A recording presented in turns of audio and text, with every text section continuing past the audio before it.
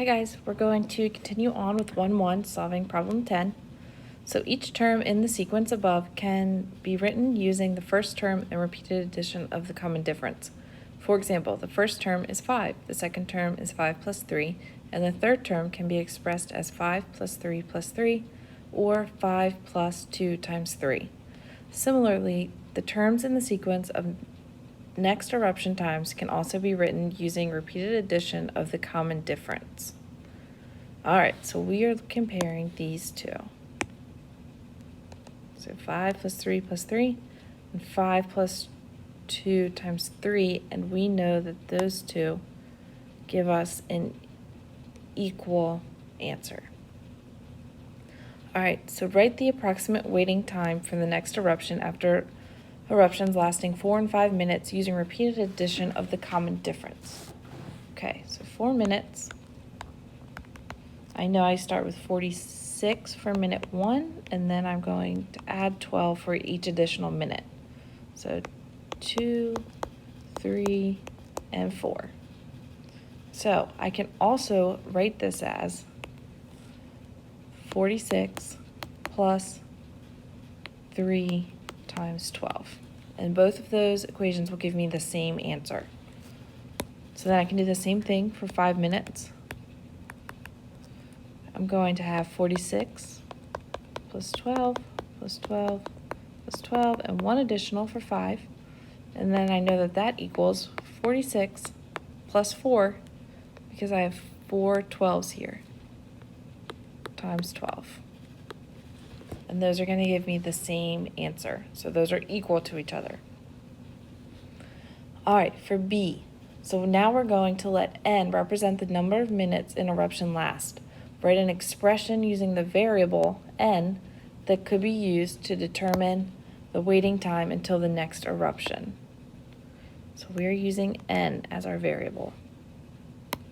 So last week we talked about expression and variable. So our variable is n, and now we're asked to write an expression. So I can look up here at A, and I did 46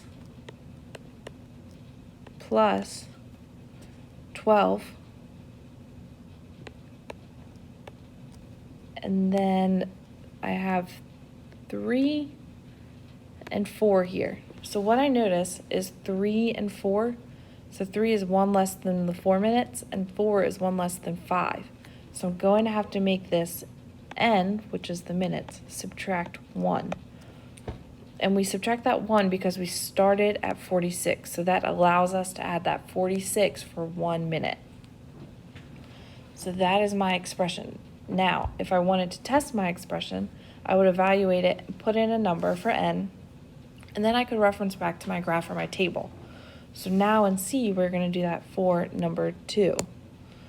So when n equals 2, I'm going to write my equation, 46 plus 12 times 2 subtract 1. So now when I solve this, it's a basic order of operations problem like we've been practicing. First, I start with my parentheses, 2 subtract 1, and I get 1. Write down the rest of my equation. So now I have 46 plus 12 times 1. So that really is 46 plus 12. And for that, I get 58. So that is my answer.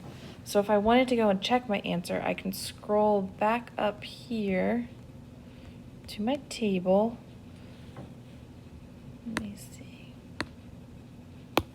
And if you notice, 2 and 48. So my answer is correct. That's a way you can check your answer by referring back to your table. Or here at my graph, I also see that 2 is at 48. So my answer is correct. All right, so for part D, it says use your expression to determine the number of minutes a visitor to the park must wait to see another eruption of Old Faithful after a 12-minute eruption. So I'm going to pull my number out from the equation, and that's 12. So I'm going to say n equals 12. Then I want to bring down my expression that I just wrote. So 46 plus 12 times n subtract 1. Now I plug in my variable n, into my expression. So I have 46 plus 12 times 12, subtract 1. There I am again at my order of operations problem. So 12 subtract 1 is 11. Multiply that by 12, bring down my plus 46. So now I have 12 times 11. I know that that equals 132 plus 46. And I get an answer of 178 minutes. All right, so now we've all solved problems 1 through 10.